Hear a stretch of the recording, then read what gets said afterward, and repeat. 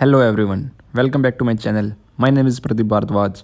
Guys, before continuing, please make sure you have subscribed my channel, and if you like the video, please share and comment on the video.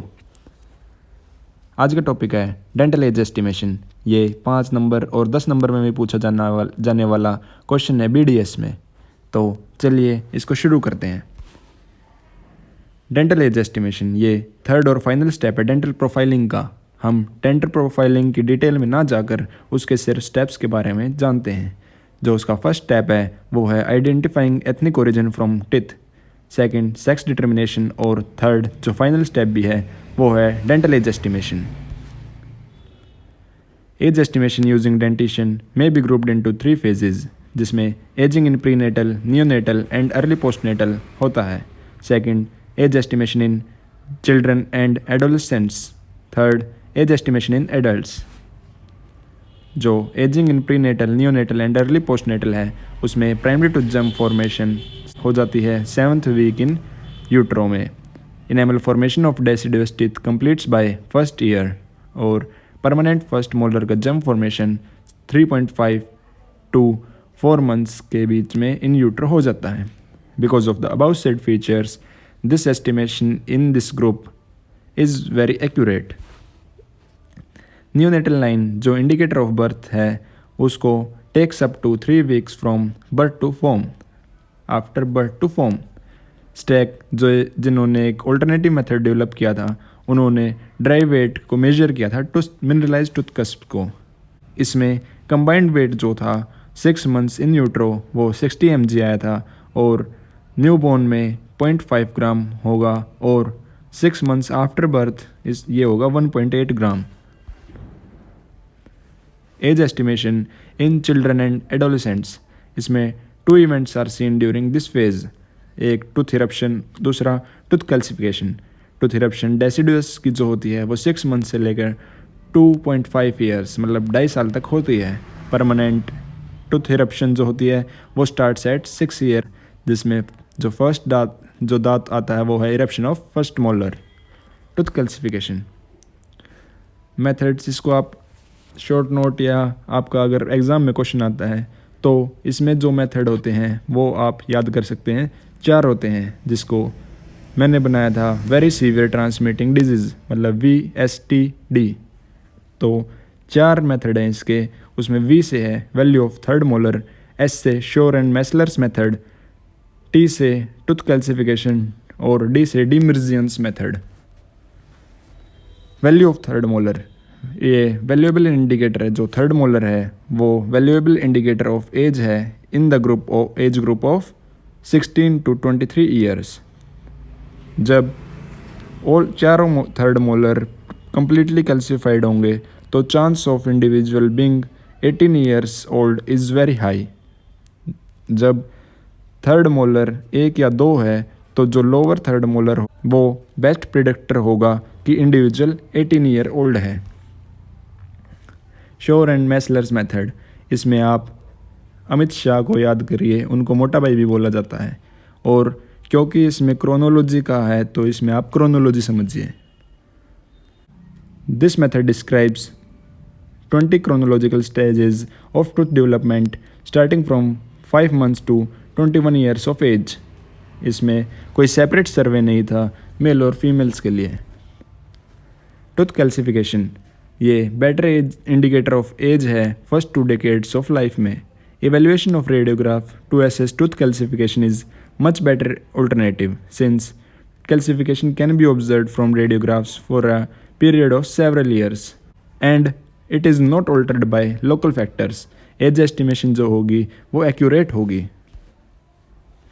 डिमर्जियंस method, इसने 7 mandibular left side के teeth लिए थे, और इस method में ये most widely used है इस एज ग्रुप का। और originally third molar is excluded but modification was made, जिसमें थर्ड मोलर भी इंक्लूड किया था। In the modified method teeth was divided into 10 stages from 0 to 9। An improvement of 6 months may be considered। In modified method teeth was divided into 10 stages, जो 10 stages में 0 से 5 है, फिर 5 से 9, तो 0 जो रिप्रेजेंट करेगा वो tooth calcification is yet to begin. 5 जो है स्टेज वो क्राउन कंप्लीशन को रिप्रेजेंट करता है और 9 जो है वो कंप्लीशन ऑफ टूथ कैल्सिफिकेशन है। अब एज एस्टिमेशन इन एडल्ट्स, इसको आप बर्ड्स जो इसके 5 मेथड है वो आप BIRDZ ये आप कर सकते हैं याद। B से है बायोकेमिकल मेथड, I से incremental lines of cementum, R से radiographic method of Kawal, D से डेंटिन ट्रांसल्यूसेंसी और G से गस्टाफ्सन्स मेथड है। अब एक एक के बारे में पढ़ते हैं। जो बायोकेमिकल मेथड्स है उसमें अमीनो एसिड रेसमाइजेशन और कार्बन 14 लेवल्स चेक किए जाते हैं। अमीनो एसिड रेसमाइजेशन में एस्पार्टिक एसिड यूज़ होता है, ये इसलिए यूज़ होता है क्योंकि इसकी रैपिड रेट ऑफ रेसमाइजेशन है। L aspartic acid D aspartic acid में चेंज होता है विद इंक्रीजिंग एज। जो है constant change in ratio of L and D aspartic acid है डिफरेंट एजेस पर, ये यूज़ किया जा सकता है एज एस्टिमेशन में। Racemization rate of aspartic acid is high in root dentin. 14C level, इसमें लुक्स एट 14C कंसंट्रेशन, मतलब कार्बन 14 की कंसंट्रेशन इनेमल में कंपेयर करते हैं हम एटमॉस्फेरिक लेवल से। There is no turn over of enamel after it has been laid down. तो जैसे किसी की एज 1997 में अगर वो हुआ है तो उसका हम चेक करते हैं इनेमल में 14C लेवल कहाँ पर मैच होता है। अगर वो 1997 के अराउंड हो रहा है तो उसकी वो एज हम डिस्क्राइब कर देते हैं।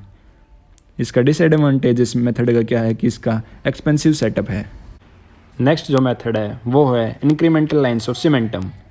इसमें acellular cementum incremental lines are used, mineralised unstained cross section of teeth, preferably mandibular central incisor and third molars are used.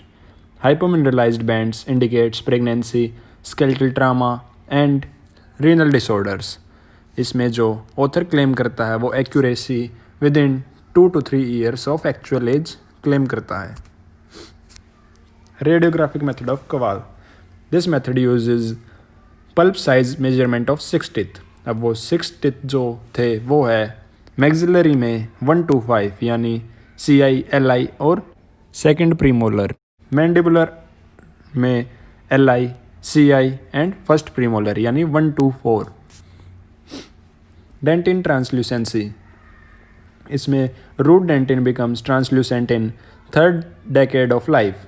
It begins at apex and advance coronally, जैसे apex पे शुरू होती है root की और कोरोनली advance करती है, बढ़ती है। Reduction in diameter of dentinal tubules with increase intratubular calcification results in increased root translucency. Root translucency increases with age. अगला गस्टाफ्सन्स मेथड है, ये based on morphological and histological changes of teeth पर है। और इसमें क्या होता है कि रिग्रेसिव चेंजेस आर असेस्ड, जिसमें amount of occlusal attrition, coronal secondary dentin deposition, loss of periodontal attachment, cementum apposition at root apex, root resorption at apex, dentin translucency include होती हैं। इसमें एक आगे फॉर्मूला भी होता है, पर अगर आप इतना भी लिख आते हैं अपने एग्ज़ाम में तो ये मोर देन इनफ है। Thank you, like share comment and subscribe my channel. Bye guys, love you.